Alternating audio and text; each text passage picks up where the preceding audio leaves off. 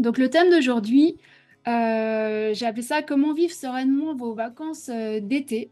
Si vous êtes indépendante à votre compte ou si vous avez un projet que vous souhaitez réaliser et que vous êtes aussi maman, ce qui est évidemment mon cas. Alors, je vais vous partager mon écran. Je vous ai préparé un petit document.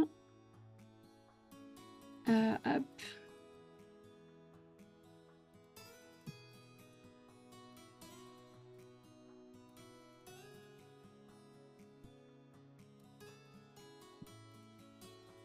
voilà. Donc, oui, je vous donnerai à la fin un mini guide pratique de survie si vous arrivez au dernier jour d'école et que vous avez encore rien préparé, envisagé, planifié, etc. Donc pour nous, moi je suis en Suisse, donc demain, ça y est, c'est les grandes vacances d'été qui démarrent. Je crois qu'en France, c'est décalé d'une semaine, il me semble. Et puis j'ai mis un décompte là sur le document parce que moi c'est assez sympa à l'école où sont mes enfants, il y a une petite tradition, c'est que juste avant que la cloche sonne, la dernière cloche de l'année sonne, il y a les grands qui ouvrent les fenêtres si elles sont pas déjà ouvertes et puis ils démarrent un décompte tous ensemble et c'est vraiment très très sympa et voilà, et à la fin la cloche sonne et tout le monde crie et est super content et vraiment c'est vraiment un moment qui est hyper sympa et je me réjouis de vivre ça demain. Et comme je m'étais en fait, c'est que à ce moment-là, bah, bien sûr, je suis ravie qu'ils soient en vacances. Je pense qu'ils ont vraiment bien bossé toute l'année. Ils ont vraiment mérité ces vacances d'été et ça va être super et tout. Mais, enfin plutôt, et je sais, pour être aussi maman et être aussi indépendante, donc moi je suis indépendante depuis 12 ans et totalement à 100% depuis 3 ans. Et puis j'ai deux enfants de 9 et 7 ans. Mais je sais aussi qu'à ce moment-là, bien sûr, tu es super heureuse et tu es contente d'être en vacances, mais si tu es aussi à ton compte, il y a forcément un moment donné où il y a une part de toi qui te dit, OK, mais comment je vais faire pour survivre ces 7 prochaines semaines ou ces 8 prochaines semaines en fait. Donc, je t'ai préparé quelques petites astuces et quelques trucs et des choses que j'ai pu remarquer moi au fil du temps aussi. Et je vais te montrer tout ça. Donc déjà, en général, il y a deux teams de mamans, enfin de parents, hein, parce que en général, on n'est pas tout seul, même séparés, il y a quand même deux parents dans la plupart des cas. Donc en général, il y a ceux qui sont super organisés, qui ont déjà tout planifié des semaines et des semaines, voire des mois, voire une année à l'avance. Et puis où toutes les vacances, toutes ces semaines de vacances sont réglées comme du papier à musique. J'en connais. Moi, j'ai des connaissances qui ont plusieurs enfants et en fait, finalement, c'est vrai qu'ils n'ont pas tellement le choix, ils n'ont pas d'autre choix que de faire ça parce que s'ils le font pas, c'est la galère. Et puis, il y a ceux qui arrivent au dernier jour d'école, donc demain, en n'ayant rien organisé du tout ou pas grand-chose.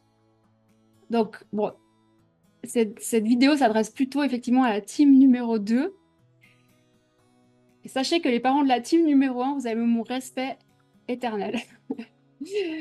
Moi, je fais plutôt partie de la team numéro 2 ou 3, on va dire, parce qu'effectivement, c'est pas soit tu n'as rien préparé du tout, soit tu as tout préparé. Parfois, souvent, c'est entre deux. Ce qui est mon cas. On a des choses planifiées, des semaines planifiées, des camps réservés, même si je suis encore en train d'en réserver un aujourd'hui. Mais voilà, il reste quand même des semaines où c'est pas clair exactement ce qu'on va faire, qui s'en occupe, etc. Donc, ce que je voulais aborder ici, c'est que si tu es indépendante et si tu veux travailler, et si tu travailles de la maison principalement, il y a vraiment une situation euh, pour laquelle je suis à peu près sûre que tu as déjà dû la vivre et je suis absolument certaine que tu ne souhaites pas la revivre. C'est cette situation où tu essayes de travailler en même temps que tu essayes de t'occuper des enfants. Je dis essayer parce qu'en général, moi je l'ai essayé plein de fois, je l'ai fait plein de fois et en fait en général ça marche absolument pas, c'est la pire des situations possibles. Pourquoi ça va pas? Ben, parce que tu peux pas bosser correctement. En plus de ça, là, je vous parle pas de TDA, mais par exemple, pour les personnes qui ont un TDA comme moi, en fait, on a besoin de pouvoir se concentrer, d'avoir un minimum de concentration. Et c'est vrai que si on est dérangé toutes les 5 minutes, c'est impossible de se concentrer sur quoi que ce soit. Et puis, de l'autre côté, tes enfants, bah, ils n'ont pas l'attention qu'ils méritent, en fait, et qu'ils demandent. Donc, au final, qu'est-ce qui se passe? Ben, ça génère des frustrations des deux côtés. Personne n'est content, tout le monde finit par s'énerver, et puis personne passe un bon moment. Et bien évidemment, c'est absolument pas ça qu'on cherche. On veut passer des bons moments et des moments de qualité. Je peux rappeler aussi là qu'effectivement, il vaut mieux passer des moments, peut-être moins de moments, mais des moments de qualité avec ses enfants, plutôt que beaucoup de temps et finalement, on n'est pas vraiment avec eux. Ils n'ont pas l'attention que eux recherchent et on remplit pas on répond pas à leurs besoins en fait. Et ça, ils le ressentent et c'est en général là que ça marche pas, quoi. Donc l'idéal, bien évidemment, c'est de consacrer des vrais moments d'attention aux enfants et des vrais moments de travail. Et de pouvoir différencier vraiment très clairement les deux. Donc, comme je vous l'ai mis là, vous allez me dire, ok, super Carole, mais concrètement, je fais comment tout ça? Alors, encore une fois, dans l'idéal, si c'est possible, de vous organiser avec avec le papa des enfants, avec votre conjoint, avec la famille. Dans l'idéal, évidemment, c'est soit on travaille, soit on s'occupe des enfants. Travailler, imaginez travailler toute la journée et s'occuper aussi des enfants toute la journée, franchement, oubliez l'idée, ça ne fonctionne pas. Ou si pour vous ça fonctionne, alors je veux bien que vous me mettiez un commentaire et que vous me disiez comment vous faites, parce que en tout cas chez moi ça marche pas. Donc ça, évidemment, dans la mesure du possible, c'est soit on bosse, soit on s'occupe des enfants. Ensuite, parfois, eh bien évidemment, il arrive des situations où on n'a pas tellement le choix. Les enfants, ils sont là, ils sont à la maison. Euh, Personne d'autre ne peut s'en occuper ce jour-là et vous, bah, vous avez quand même du taf sur lequel vous devez avancer. Alors, évidemment, je pense qu'à ce moment-là, il faut oublier de travailler toute la journée, 8 heures ou plus, ou voilà. Mais moi, ce que je fais à ce moment-là, c'est que j'essaye de me dire, OK, je vais consacrer peut-être, je sais pas, 1 heure et demie le matin au travail et je vais consacrer peut-être encore 1 heure et demie l'après-midi au travail. Maintenant, pendant ce temps, les enfants, si je les laisse livrer à eux-mêmes, entre guillemets, alors qu'est-ce qui se passe? Soit ils finissent sur les écrans, c'est pas forcément ce qu'on souhaite non plus, soit ils finissent par se bagarrer parce qu'ils sont inoccupés, ils s'ennuient, etc., etc. Donc, il faut vraiment trouver une solution pour pallier à ça, pour pas se retrouver dans cette situation-là. Sinon, c'est mort, vous ne pourrez pas avancer votre boulot. Et voilà. Donc, moi, ce que je vous propose, euh, oui, donc ce que j'ai mis là, c'est si t'as pas le choix, en fait, c'est définir des horaires clairs de travail. Et puis, ah oui, ça aussi pour toi, planifie exactement le travail que tu vas exécuter pendant ces heures-là pour que ce soit évidemment le plus efficace possible. Et puis, je t'ai mis une phrase en gras, il vaut mieux travailler 3 heures très efficacement plutôt que 8 heures ou 6 heures entre deux et finalement, on fait rien de bien, on fait rien de concret à ce moment-là. Et puis, pendant ce temps-là, ben, essaye de rester focus. Pareil, si tu as un TDA, bon, ben, il y a plein de petites techniques pour rester focus, concentré et de pas te disperser parce que sinon, c'est de nouveau, c'est frustration obligatoire. Planifie donc à l'avance ces moments de travail, pose le cadre et explique-le à tes enfants. Je te donne un exemple. Par exemple, le matin, tu te dis, ok, je vais travailler ben, le temps que j'ai besoin de travailler. Ça peut être 1 heure, 2 heures. Plus, ça me paraît compliqué, mais voilà. Regarde avec tes enfants le planning que tu auras préparé toi la veille, ou plus tard la veille, et explique-leur. Dis-leur clairement qu'aujourd'hui, 2 ou 3 heures durant la journée, bah, maman, elle doit travailler, elle doit bosser. Et que c'est comme ça. Et que tu dois pas être dérangé à ce moment-là. Par exemple, moi, un truc que je te propose, c'est par exemple, le matin, tu peux leur dire qu'ils vont devoir s'occuper par eux-mêmes. Alors, si vous avez des enfants qui s'occupent volontiers par eux-mêmes et il n'y a pas de souci, ben c'est cool, ils vont trouver quelque chose à faire, etc. Sinon, moi, ce que je te propose, c'est de leur proposer une activité.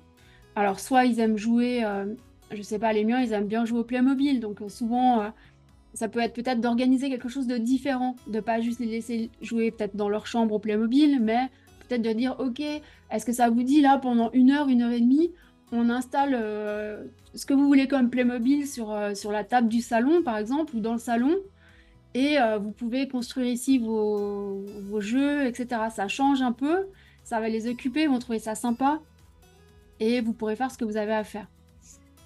Ou, je sais pas, là, je vous ai mis par exemple, ouais, de leur proposer quelque chose qui soit un peu surprise, qu'ils n'aient pas fait depuis trop longtemps, ou vous pouvez prévoir une chasse au trésor dans la maison, ça n'a pas besoin d'être compliqué, mais voilà, quelque chose qui sort de l'ordinaire qui va les occuper pendant minimum 1 heure, quoi. Vous pouvez proposer par exemple une activité, moi je fais ça souvent, les miens ils aiment bien, une activité pâtisserie ou cuisine. Alors oui, le pendant, c'est que parfois il faut nettoyer la cuisine après, certes. Mais encore une fois, au moment où vous avez besoin d'avancer sur votre boulot et de faire quelque chose, eh bien, vous pourrez le faire. Je vous ai mis un petit truc là, par exemple, euh, sois inventive. Demande-leur, par exemple, je sais pas, si tu te dis, OK, je vais bosser de 10h30 ou 11h à midi, midi et demi, demande-leur de préparer, par exemple, je sais pas, comme j'ai mis les meilleurs sandwichs de la galaxie, avec ce qu'ils trouvent dans les placards et dans le frigo. Tu as le droit de mettre plus ou moins des choses dans les placards ou dans les frigos, mais voilà. Le risque, il reste mesuré. Effectivement, ça va peut-être être de devoir ranger un peu la cuisine plus tard. Ça, tu peux aussi le faire avec eux, hein. Et de te retrouver avec un sandwich bizarre à manger. Mais en même temps, c'est sympa. Eux, ils seront contents d'avoir un truc à faire tout seul pour une fois. Et voilà, essaye de tourner ça, toujours tourner dans le jeu. C'est beaucoup plus sympa. Et puis le bénéfice, bah, évidemment, c'est que toi, bah, tu as pu faire ce que tu voulais et te concentrer sur ce que tu voulais faire. Et puis, par exemple, l'après-midi, eh ben, propose-leur ce fameux temps d'écran. Il faut que ça reste exceptionnel. Mais si le matin, ils savent que, je sais pas, l'après-midi de 14 à 15h30 ou 15, ils ont un temps d'écran, déjà, ça va les motiver, parce qu'en général, ils aiment bien ça, et ils vont être beaucoup plus enclins à faire ce qu'ils ont à faire le matin. Donc ça peut être une solution qui est sympa. Et puis le reste du temps, si tu peux, ben, sois pleinement avec eux. Euh, voilà, joue vraiment avec eux, organise un vrai truc, une vraie activité. Donc quand je dis pleinement avec eux, bah, évidemment, c'est essayer de ne pas être sur son téléphone ou de ne pas être préoccupé par 1000 autres trucs dans la mesure du possible. Hein, comprenez-moi pas mal, mais évidemment dans la mesure du possible. Parce que quand on leur donne ça, ben, en fait, on vient combler leurs besoins. Et puis eux, ils sont beaucoup plus réceptifs aussi après pour tout le reste. Voilà. Et puis, pour moi, la clé du succès, mais pas que pour les vacances avec des enfants, pour tout, en fait, depuis pas mal de temps, c'est vraiment la planification. Et ça, je vous le répéterai jamais assez. C'est vraiment ce qui a changé ma vie, c'est la planification. Planifiez vos journées à l'avance. Et puis là, dans ce cadre-là, avec les enfants, annoncez-leur le programme le plus clairement possible à tous. Voilà, si vous avez des questions, j'y pense avant d'aller plus loin, si vous avez des questions, n'hésitez pas à les partager là sous la vidéo. Si vous regardez plus tard sur YouTube, pareil, n'hésitez pas si vous avez des questions qui vous viennent. Voilà, il y a quand même 8 semaines de vacances, donc si vous avez des questions au fur et à mesure, ben, n'hésitez pas, je répondrai avec grand plaisir. Et puis si vous regardez la vidéo sur YouTube, ben, n'hésitez pas aussi à mettre un like, un commentaire et puis à vous abonner à la chaîne. C'est toujours bien pour l'algorithme et puis moi ça me fait plaisir aussi et puis ça m'encourage à continuer ce type de vidéo. Donc maintenant, j'ai pensé à un mini guide de survie là, pour les parents qui seraient peut-être à quelques jours des vacances scolaires d'été et qui n'auraient encore absolument rien prévu, ou disons pas grand-chose. Donc déjà, j'aimerais te rassurer, t'es pas la seule dans ce cas. Oui, on entend énormément de parents qui ont tout planifié, c'est très clair, etc. Mais c'est pas le cas de tout le monde. Je connais aussi des personnes qui arrivent à la fin sans avoir trop rien prévu et voilà. Par contre, à partir de la semaine prochaine, c'est clair, les enfants, ils sont à la maison. Donc, il va falloir prendre les choses en main, d'une manière ou d'une autre. Donc, si c'est ton cas là, aujourd'hui, maintenant, que dans 2 jours, c'est les vacances et que tu n'as rien prévu, voici moi ce que je te propose de faire. Et c'est d'ailleurs moi ce que j'ai fait il n'y a pas si longtemps que ça. Donc, s'il y a un autre adulte responsable des enfants avec toi, je te propose déjà de regarder avec lui ou elle le planning des vacances. Moi, ce que j'ai fait, c'est que j'ai imprimé, je ne l'ai pas là, mais j'ai imprimé les 7 semaines de vacances, le calendrier des 7 semaines de vacances vierges. Ensuite, ce que j'ai fait, c'est que j'ai noté tout ce qui était déjà planifié, tout ce qui était déjà défini, tout ce qui était déjà prévu. S'il y a des, j'en sais rien moi, des sorties, des anniversaires, des choses qui sont déjà établies depuis longtemps, notez-le. Ensuite, si vous l'avez déjà inscrit à des camps de vacances ou est-ce qu'il y a des gardes déjà qui sont prévues avec des grands-parents, si vous êtes en garde partagée, ben, quand est-ce que vous en occupez, etc. Et notez tout ça sur le papier. Ce sera déjà sur papier, ce sera plus uniquement dans votre tête. C'est déjà une bonne chose. Donc, notez tout ce qui est défini. Et puis ensuite, pour toutes les semaines qui restent, alors en un, bah, regardez si vous avez la possibilité de les inscrire peut-être à un autre camp. Regardez les gardes. Alors, quand je dis garde alternée, ça peut être, bah, si vous êtes séparés, bah, évidemment, qui s'occupe des enfants. Mais si vous êtes en couple, bah voilà, peut-être regardez comment vous partagez les vacances. Est-ce que peut-être une semaine, c'est l'un qui s'occupe des enfants, une semaine, c'est l'autre? Est-ce que si vous travaillez les deux à la maison, est-ce que c'est vous divisez en demi-journée, etc. Enfin, tout est possible, en fait. Mi-journée, je vous conseille pas, mais ça, c'est personnel. Parce que, bon, c'est personnel, mais après, faites comme vous voulez. Si vous voulez faire des demi-journées, ça peut le faire aussi. Et puis, pour toutes les journées qui restent à passer à la maison avec les enfants, eh bien, essayez de définir qui sera l'adulte responsable. Là, je pense vraiment aux parents qui bossent les deux depuis la maison. Il y en a pas mal quand même depuis le Covid aussi. Il y a beaucoup de gens qui télétravaillent. Donc, si c'est ton cas aussi, ben, essaie de définir pour chaque journée, ça va être qui l'adulte responsable ce jour-là. Et puis explique aussi aux enfants que c'est à cette personne-là qu'ils vont devoir se référer. Alors, je sais aussi pour l'avoir vécu qu'en tant que maman, même si je dis qu'ils doivent s'adresser à leur papa ce jour-là, bien évidemment, ils viennent quand même vers moi. Voilà. Donc, si jamais c'est trop difficile de mettre ça en place et que malgré tout, je sais pas, pour diverses raisons, c'est trop compliqué, qui vous dérange trop souvent, eh ben regardez peut-être quelles sont les possibilités d'aller peut-être travailler ailleurs. Il y a parfois des choses qu'on pense pas. On pense tout de suite à avoir un bureau ailleurs et ça, forcément, c'est pas toujours possible. Donc, il peut y avoir des espaces de coworking à louer. Alors bon, ça c'est des finances en plus, mais si ça c'est pas possible, il y a peut-être des solutions des fois auxquelles on n'a pas pensé.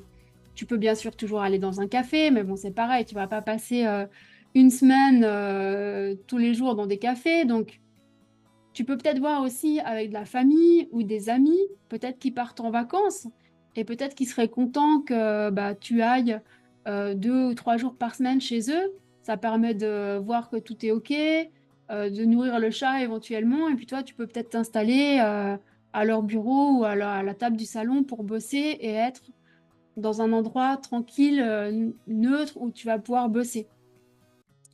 Donc ça peut être une bonne piste vraiment à explorer. Et en plus, ça peut rendre service aussi à d'autres personnes. Donc ça peut vraiment être cool. Et puis, sinon, si c'est vraiment pas possible, tu n'as aucun endroit où tu peux aller, et ben regarde avec la personne qui est en charge des enfants si elle peut pas prévoir aussi un maximum des activités à l'extérieur pour te laisser ce fameux temps libre dont tu as besoin. Voilà. Et puis, d'une manière générale, ce que je vais te dire, c'est simplifie. Simplifie au maximum. J'ai mis les repas là, mais pour tout en fait. Voilà.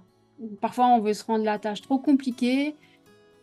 Et souviens-toi que les enfants, ce qu'ils veulent, eux, c'est juste du temps de qualité avec toi, en fait. Et que quelque part, peu importe l'activité que tu vas leur proposer, ce qui vont, ce qui va leur faire plaisir, c'est juste d'être avec toi et de passer du temps de qualité avec toi. Donc, mets pas la barre trop haut non plus. Fais des trucs cool. Du moment que tu es avec eux pleinement, ils seront hyper contents et voilà. Et ça se passe bien dans ces cas-là en général. Donc, comme je te l'ai dit avant, voilà, pour moi, la clé numéro un de la survie, c'est vraiment de planifier ses journées à l'avance, la veille, au soir, au plus tard. Ça évite tous ces moments où rien n'est prévu et c'est en général là que ça part en cacahuète, on va dire. Ce qui est bien, c'est d'avoir une vision claire aussi des activités qui vont être faites durant la journée. C'est plus sympa pour tout le monde. Ça permet d'anticiper et puis de prévoir aussi. Je sais pas si tu as prévu une activité de bricolage, ça te permet de prévoir d'avoir acheté deux, trois trucs à l'avance, etc. Et puis ça évite au final évidemment les frustrations de toutes parts, les nôtres et puis celles des enfants. Et puis ça évite aussi de générer trop de colère. Un autre truc que tu peux faire aussi, c'est envoyer un message aux copains, copines de classe de ton enfant pour voir si éventuellement il n'y a pas un copain ou une copine qui est là aussi à ce moment-là. Tu sais pas, peut-être que c'est aussi une semaine où quelqu'un d'autre n'a rien de prévu et dans ce cas-là, vous pouvez vous arranger pour qu'il aille chez l'un, chez l'autre. Ça peut être super sympa aussi.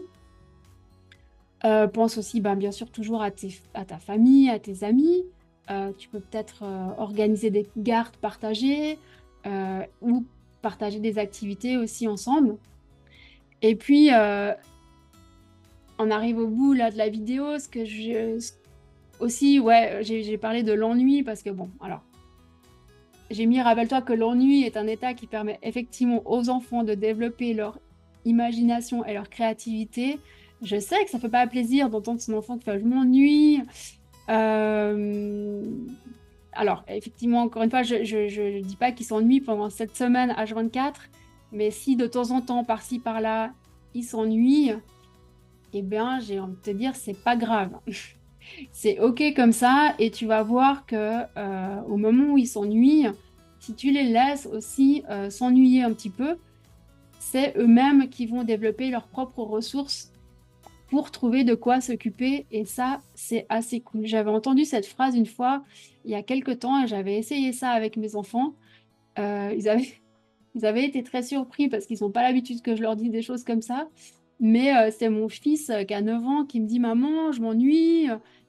Et comme si, en fait, c'était de ma faute, quelque part, qu'il s'ennuie. Et puis, j'avais entendu cette phrase il n'y a pas longtemps avant, je sais plus de qui. Et du coup, je lui ai répondu ça et je lui ai dit, «Ok, tu t'ennuies, mais en fait, euh, c'est pas de ma responsabilité, en fait, si tu t'ennuies. Parce que il y a plein de choses dans la maison. Moi, j'ai prévu et j'ai fait en sorte que tu aies pas mal de jeux. Il y a pas mal d'options pour t'occuper. Donc, à un moment donné, si tu t'ennuies, moi, j'y peux pas grand-chose, quoi.» Et en fait, rien qu'en disant quelque chose comme ça, ça lui renvoie à sa propre responsabilité de trouver quelque chose à faire. Et je dis pas que ça marche tout le temps, mais parfois ça peut marcher. Et c'est un bon moyen aussi de les responsabiliser au passage. Donc voilà. Comme j'ai mis force et courage à toi, maman super-héroïne, parce que oui, je sais que c'est pas toujours facile de tout concilier, n'est-ce pas? Donc, bonnes vacances. Et puis, je t'ai mis aussi, souviens-toi que rien ne dure toujours. Il il y a une époque qui viendra, je pense, où on suppliera nos enfants qui nous appellent et on aimerait beaucoup qu'ils passent du temps avec nous. Donc voilà, souvenons-nous quand il y a des moments difficiles que, bah oui, rien ne dure toujours. Voilà, j'arrive au bout de cette vidéo. Si vous avez des questions ou quoi que ce soit, bah, n'hésitez pas comme d'habitude à m'envoyer un petit message, ça me fera toujours plaisir aussi. Et puis sinon, d'ici là, ben, bonnes vacances. Il y aura d'autres vidéos pendant les vacances aussi. D'ailleurs, tiens, je pense à ça, c'est un truc que vous pouvez faire aussi avec les enfants, des vidéos, des photos, refaire un album photo de toutes les photos qu'il y a sur le téléphone, par exemple, ça peut être des bons moments aussi. Et je vous dis à bientôt, et puis bah bon début de vacances en tous les cas.